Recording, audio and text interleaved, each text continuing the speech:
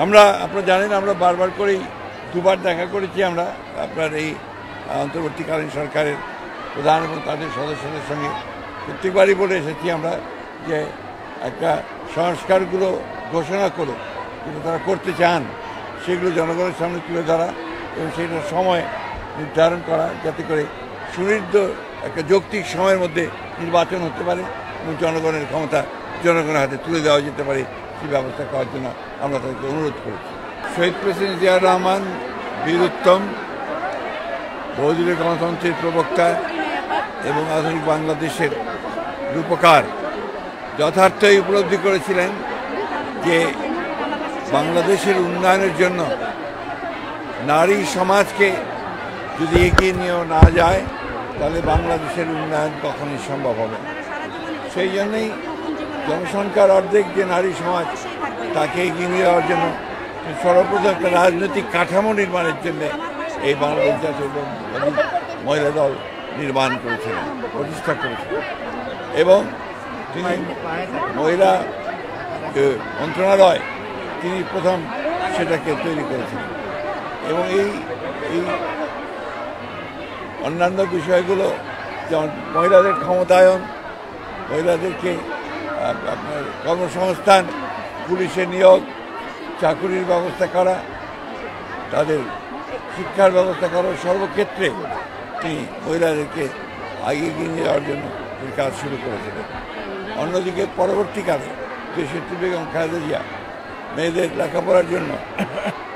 Class 12 পর্যন্ত অবৈতনিক শিক্ষা ব্যবস্থা চালু করে তিনি একটা যুগান্তকারী পদক্ষেপ নিয়েছিলেন।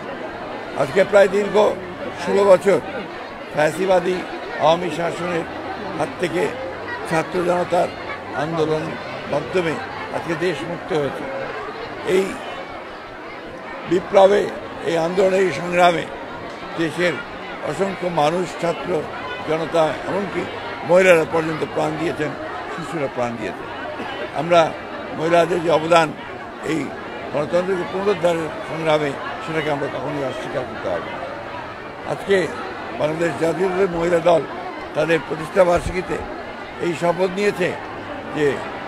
যে স্বাধীনতা অর্জন করা হয়েছে সেই স্বাধীনতাকে সুসংহত করবার জন্য, গণতন্ত্রকে পুনরুদ্ধার করবার জন্য এবং দেশে আইনের শাসন, জনগণের শাসন প্রতিষ্ঠা করবার জন্য তাদের সংগ্রামকে অব্যাহত রাখবে এবং আমরা বিশ্বাস করেন দেশে খুব শিগগিরই আজকের যে অন্তর্বর্তীকালীন সরকার প্রতিষ্ঠিত হয়েছে তারা জনগণের রায়ের উপরে, মতামতের উপরে শ্রদ্ধা নিদর্শন করে তারা যত দ্রুত সম্ভব সংস্কারগুলোকে সম্পন্ন করে তারা দেশে নির্বাচনের মাধ্যমে জনগণের ক্ষমতা জনগণের হাতে তুলে দেওয়ার ব্যবস্থা করবে। এটাই ছিল আজকের দিনের শপথ।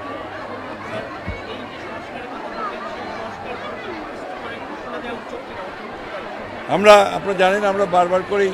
দুবার দেখা করেছি আমরা আপনার এই অন্তর্বর্তীকালীন সরকারের প্রধান এবং তাদের সদস্যদের সঙ্গে প্রত্যেকবারই বলে এসেছি আমরা যে একটা সংস্কারগুলো ঘোষণা করে যেটা তারা করতে চান সেগুলো জনগণের সামনে তুলে ধরা এবং সেটার সময় নির্ধারণ করা যাতে করে সুনির্দিষ্ট একটা যৌক্তিক সময়ের মধ্যে নির্বাচন হতে পারে এবং জনগণের ক্ষমতা জনগণের হাতে তুলে দেওয়া যেতে পারে সেই ব্যবস্থা করার জন্য আমরা তাদেরকে অনুরোধ করেছি। আসলে ভারতবর্ষের যে আপনার পার্শ্ববর্তী দেশগুলোর সঙ্গে তাদের যে রাজনীতি এবং তাদের যে আচরণ সেটা কোন প্রেক্ষিতে তারা কীভাবে করছেন সেটা তারা ভালো বোঝেন, সেটা বলেছেন। কিন্তু দুর্ভাগ্যজনকভাবে আমরা দেখতে পাচ্ছি শুধু বাংলাদেশ নয়, পার্শ্ববর্তী দেশগুলোর সঙ্গেও ভারতের সম্পর্ক খুব ভালো যাচ্ছে না। এটা অন্যতম প্রধান কারণ আমার কাছে যেটা মনে হয় যে ভারত সবসময় একটা প্রভুত্ব একটা রাজনীতি তারা এই দেশগুলোর সঙ্গে পার্শ্ববর্তী দেশগুলোর সঙ্গে করেছে, যেটা ভারতের জন্য শুভ বয়ে আনবে না, পার্শ্ববর্তী দেশগুলোর জন্য শুভ বয়ে আনবে না। সুতরাং পারস্পরিক সম্মানের ভিত্তিতে, মর্যাদার ভিত্তিতে,